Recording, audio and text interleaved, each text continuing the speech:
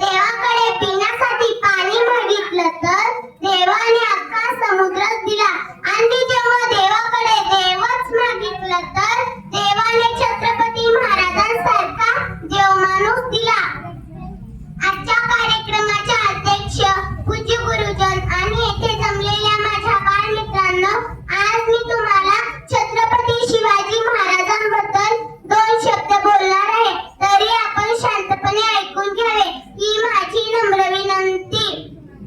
बंदुकीच्या गोळ्यावर व हंटरच्या धाकावर, अहो बंदुकीच्या गोळ्यावर व हंटरच्या धाकावर अनेक वाघाला माणसाप्रमाणे जगायला शिकवणारा एकच वाघ बघितला आणि तो म्हणजे छत्रपती शिवाजी महाराज.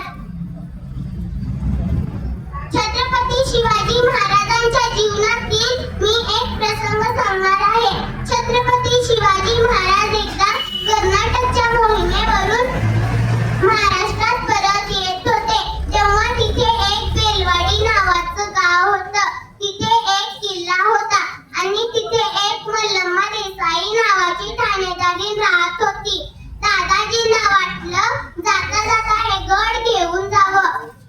दादाजींनी सैन्य गोळा केलं आणि मल्लम्मा देसाईवर तुटून पडले. मल्लम्मा देसाई ही चित्तीची व चिकाटीची होती. तिने मावळ्यांचा पराभव केला. दादाजींना वाटलं एका बाईच्या हातून मावळ्यांचा पराभव होणे शक्य नाही. मग दादाजींनी अजून सैन्य गोळा केलं आणि मल्लम्मा देसाईवर तुटून पडले. पण मात्र आता मल्लम्मा देसाईचा पराभव झाला.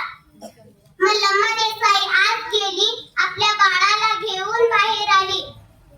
दादाजींनी मल्लम्मा देसाईला छत्रपती शिवाजी महाराजांपुढे नेले. मल्लम्मा देसाई त्यांना पाहून नतमस्तक झाली आणि म्हणाली, राजा, जे काही शिक्षा द्यायची आहे ती मला द्या, पण माझ्या या बाळाची यात काहीही दोष नाही. मग छत्रपती शिवाजी महाराज बाळाला मांडीवर घेतले आणि स्मितहास्य केले. चिटणीसाला इशारा केले. चिटणीसाने मधून दुधाची बाटली घेऊन बाहेर आला आणि छत्रपती शिवाजी महाराजांच्या हातात दिले. छत्रपती शिवाजी महाराज बाळाला चमच्याने दूध पाजवले आणि म्हणाले, हा जो माझ्या मांडीवर दिसत आहे ना, हा माझा भाचा आहे. म्हणजे तुम्ही माझ्या बहिणी झालात.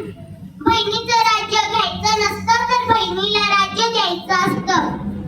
म्हणून म्हणावेसे वाटते की जे छत्रपती शिवाजी महाराजांनी केलं ते जगानं कधीच केलं नाही आणि जे जगानं केलं ते छत्रपती शिवाजी महाराजांना कधीच केलं नाही. छत्रपती शिवाजी महाराज स्त्रियांचा आदर करीत होते. ही जी मला स्त्री कोणी ऐकत आहे तिला एवढेच म्हणावेसे वाटते की अगं तलवारीपेक्षा तीक्ष्ण तुझ्या नजरेची धार आहे. अगं तलवारीपेक्षा तीक्ष्ण तुझ्या नजरेची धार आहे.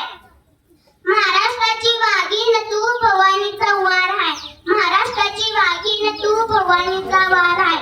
अगं भव्याची रक्षणी तू स्वराज्याची तू मेघ आहे.